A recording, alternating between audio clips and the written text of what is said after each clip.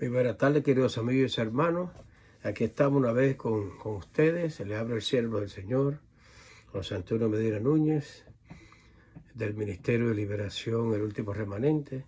Estamos aquí una vez más, presto para orar por ustedes, ayudarlos, Dios mío, y explicar algunas cosas de lo que la iglesia, en estos días ha perdido últimamente, que se llama la búsqueda fuertemente de el bienestar de los hermanos en Cristo Jesús. Cuando nosotros hablamos del bienestar, quiere decir que, por ejemplo, cuando una persona va a los caminos de Dios, como una persona y hermanos van buscando la profesión de Dios que vienen los ataques espirituales, entonces no se dan cuenta que eso es parte de lo que realmente tiene que obligatoriamente venir hacia nuestras vidas. ¿Por qué? Porque el enemigo no quiere, primeramente, que nosotros crezcamos espiritualmente. Una. Dos, no quiere, muchos ministros del Señor no quieren hacer liberación porque le tienen miedo a los ataques del enemigo. Cuando la iglesia es ligera, cuando la iglesia es floja espiritualmente y la enseñanza que tiene no se profundiza mucho en la guerra espiritual, las iglesias no crecen, las iglesias permanecen estancadas. ¿Por qué razón? Porque el enemigo que la ataca no tiene no tiene un poder que responda a los ataques espirituales de la congregación. Por ejemplo, si tú tienes, por ejemplo, una iglesia que está afectada por un punto de droga, un punto de alcohol, un punto de que venden cosas del mundo y cosas que no, por ejemplo, que son las famosas tiendas donde venden cosas de satánicas, cuando se venden ídolos, se venden todo tipo de sustancias en la cual Satanás aprovecha para hacer maldades, etcétera, etcétera, velas, todo tipo de elementos que ellos utilizan para hacer todas sus aberraciones espirituales. Y entonces nosotros no hemos olvidado que la iglesia de los hechos, el continuar del libro de Lucas, acuérdense que Lucas fue un doctor muy amigo personal de Pablo y él investigó mucho acerca del caminar de Jesucristo en la tierra y él hizo el libro de Lucas, pero se entiende que el libro de los Hechos fue una continuación de lo que él había hecho en el Evangelio de Lucas. Y entonces, una de las tantas cosas se escribió acerca del bautismo del Espíritu Santo, acerca de la venida del Señor, cómo iba a ser. Por ejemplo, aquí en el capítulo 1, dice, no se vayan de Jerusalén para que sean investidos por el Espíritu Santo. Aquí está. Dice, porque Juan ciertamente bautizó con agua, mas vosotros seréis bautizados con el Espíritu Santo dentro de no muchos días. Esas son promesas que el Dios había preparado para la humanidad, pero primeramente se las dio a los discípulos y a aquellos tipos, a todas las personas que estaban siguiendo su camino. Amantísimo Padre, que estás en gloria, en esta hora venimos delante de tu presencia. Yo te ruego en esta hora que esta palabra sea, Dios mío, de bendición para cada uno de los hermanos y amigos que estén escuchando esta palabra. Yo te pido en esta hora que guíe mis labios, que quite toda palabra de hombre y ponga palabra tuya en mis labios, Dios mío, aleluya, Señor. Reconocemos tu grandeza y tu poder.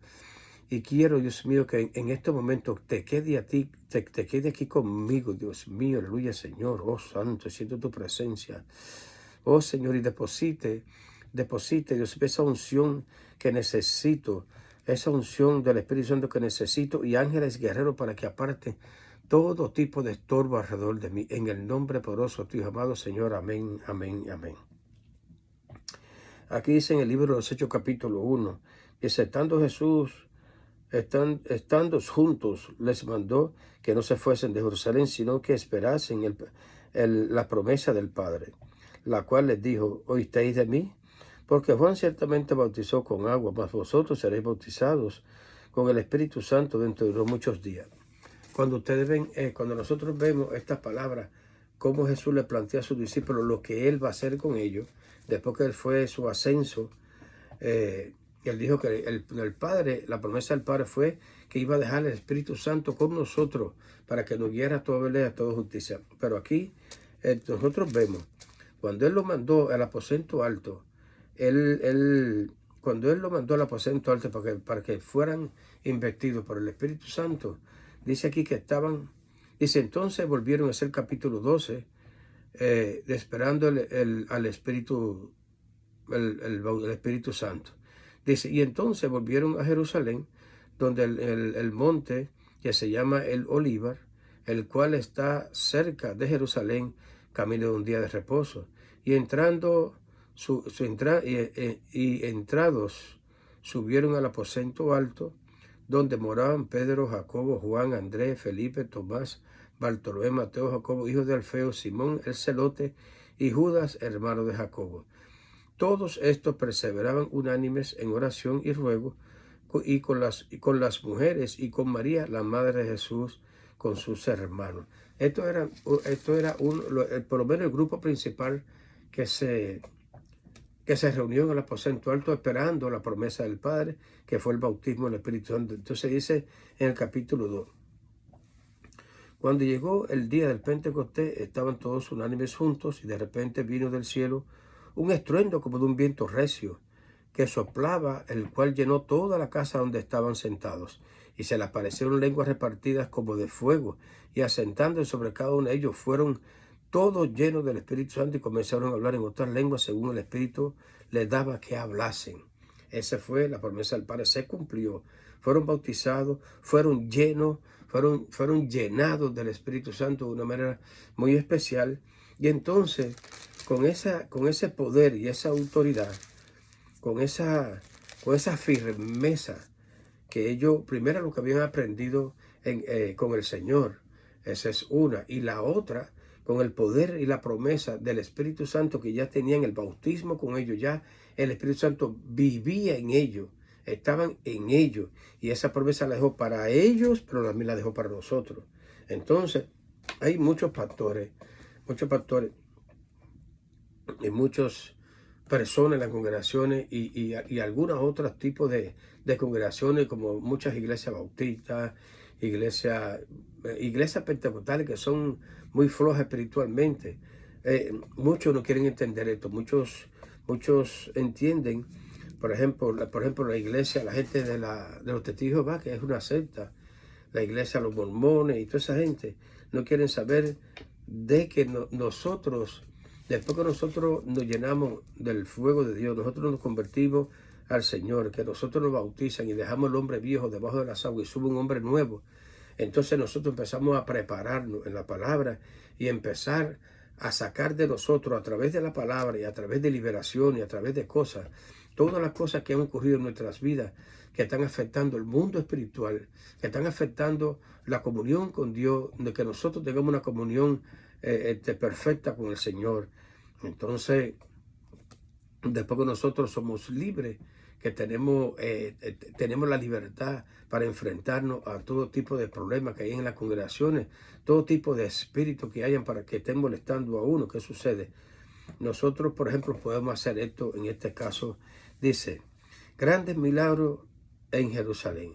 Todo esto que se hizo, dice aquí dice aquí arriba, ¿no? El encabezamiento, dice, grandes milagros en Jerusalén. Esto está en el capítulo 5, del 12 al 16, y dice así, dice, y por la mano de los apóstoles se hacían muchas señales y prodigios en el pueblo, y estaban todos unánimes en el pórtico de Salomón. De los demás, ninguno se atrevía a juntarse con ellos, mas el pueblo los alababa grandemente. Fíjense, aquí es donde está la situación. Por ejemplo, todo el personal que tenía que ver con el fariseísmo, todos los fariseos, los escribas, toda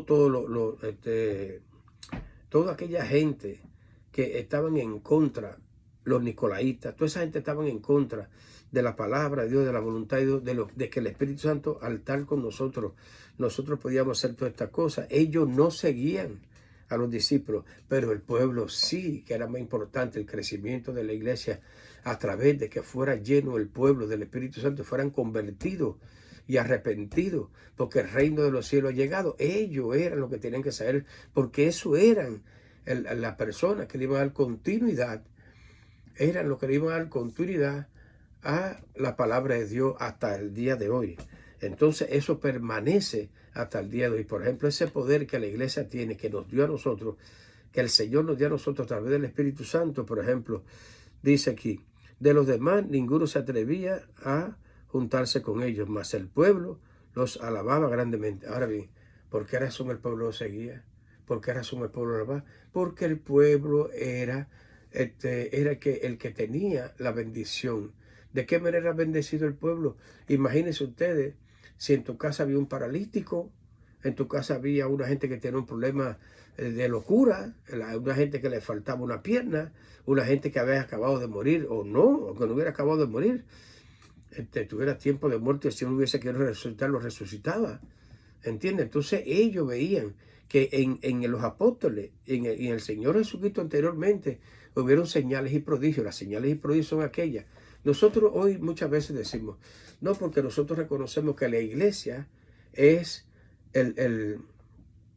es como se llama esto, el hospital de Dios. Que la iglesia es donde nosotros nos sanamos, nos libertamos, pero tú estás haciendo guerra espiritual. Tú estás apartando espíritu mundo de la gente. Tú estás yendo a la casa de la persona a liberar casa para que la gente sea libre, para que la gente pueda obedecer con las señales y prodigios, pueden venir a la iglesia. Porque si la gente no ve señales, no es que tú me digas a mí que, por ejemplo, que tu testimonio diga que tú eres hijo de Dios porque tú andes recto y qué sé yo, y que hable la palabra y te parezca un sacerdote o lo que sea, y lleno de traje, lleno de cuantas palabras, ¿cómo se llama esto? Palabras definitivas que te edifican, simplemente para decir que andas trajeado y diga que tú eres esa. De esa la gente está cansado de eso.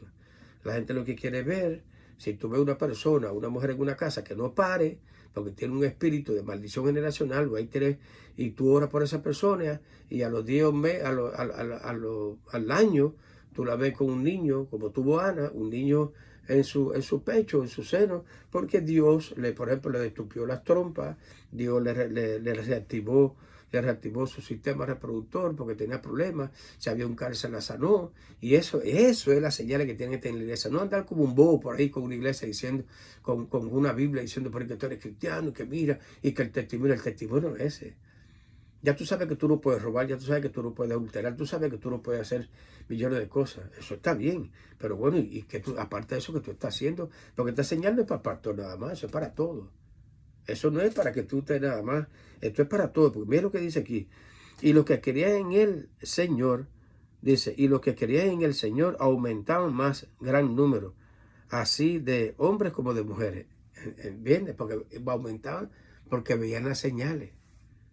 Veían las señales. Ahora bien, ¿cómo tú crees que tú te vas a mantener? Así están las iglesias aquí en New Jersey y en todo el mundo entero. La iglesia no quiere enseñar. La iglesia no quieren, no crecen, porque la gente no ve señales y prodigios, la gente no ve sanidad, no ve liberación. La gente no ve cómo nunca han levantado un muerto, nunca han hecho nada, porque le tienen miedo a todo. Teniendo el poder de Dios, mira lo que dice. Le voy a poner aquí lo que dice Marcos 16, lo que dice aquí. Se lo voy a poner aquí, se lo voy a leer para que ustedes vean. Que eso no es todo, son promesas que Jesucristo le dejó a la iglesia.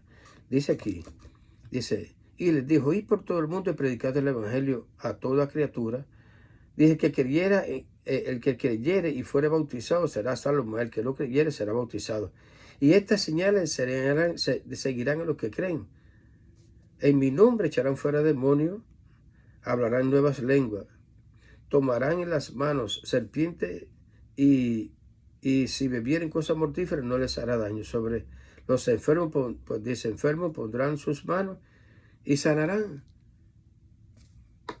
Son promesas que están en la iglesia. Pero ¿qué sucede? La gente sabe, ¿cómo se llama esto? La directiva de la iglesia sabe que todo esto es demonio. Pero entonces por no estar haciendo liberación, por no luchar con demonios, por no meterse en esos problemas tan profundos, ¿qué es lo que hacen ellos? Ahí tienen la iglesia enferma, la iglesia que no crece. 4 o 5 gatos bostezando, cada vez que empiezan a predicar la palabra, empiezan a bautizar, después quieren, vamos, gloria a Dios, no. Es que tú no estás durmiendo porque está lleno de demonios también. ¿Entiendes? Entonces hay que hacer guerra espiritual para poder limpiar donde se va a mover el Espíritu Santo, limpiar. Hay que limpiar, hay que orar, hay que amanecer hay que amanecer en las iglesias orando, rompiendo cadenas, rompiendo maldiciones. Hay iglesias que están hechas encima de lugares que los maldijeron, lugares que están malditos. Y la gente no quiere reconocer eso. Entonces la gente quiere que la iglesia crezca donde hay una maldición terrenal, en donde hay que hacer un estudio topográfico espiritual y romper ese entierro que hicieron ahí para que la iglesia pueda crecer. Entonces, si no hay guerra espiritual, tú no puedes romper lo que hay en los aires. Dice el Efesios 6, esta lucha no contra sangre y carne, 6:12, contra sangre y carne, sino contra principados, contra potestades, contra gobernadores de las tinieblas de este siglo, contra huestes espirituales en las regiones celestes. Por tal está lleno, y entonces te habla de la armadura de Dios. Eso lo dejó el apóstol Pablo para la iglesia. El apóstol Pablo, él le explica todas las cosas, hasta inclusive las cartas que él hizo para las demás iglesias, aún estando preso. Hizo cantidad de cartas para los lugares. Y cuando él hacía la carta, él sentía en su espíritu que él estaba en ese lugar, porque él caminaba como hizo Felipe, que Felipe lo transportó el Señor a Samaria en el espíritu. Así estaba el apóstol Pablo. El apóstol Pablo podía ver. Él decía, no sé si en el espíritu o de qué manera o en la carne, pero el Señor le hablaba, le decía todas las cosas que estaban ocurriendo en las iglesias. Y a partir de ahí hacía la carta y le mandaba todas las recomendaciones y todas las cosas que tienen que hacer para que la gente no dejara la doctrina de Dios, de Jesucristo, la verdadera doctrina. Porque muchos estaban cambiando la doctrina, haciendo cosas que ya no le agradaban a Dios. Entonces el apóstol Pablo, a través, como no podía ir en ese momento porque estaba encarcelado, él decía que él era embajador en cadena. Embajador representaba el reino de Dios a través de las cárceles, pero a través de las cartas él escribía. Y las iglesias se restauraban. La gente leían las cartas que el apóstol Pablo y recomendaciones que él tenía para la iglesia.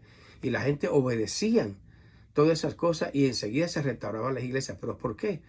Porque la iglesia enseguida se metía en ayuno, oración, la iglesia se metía a hacer guerra espiritual y automáticamente se iba ese espíritu que estaba molestando a la gente. Entonces dice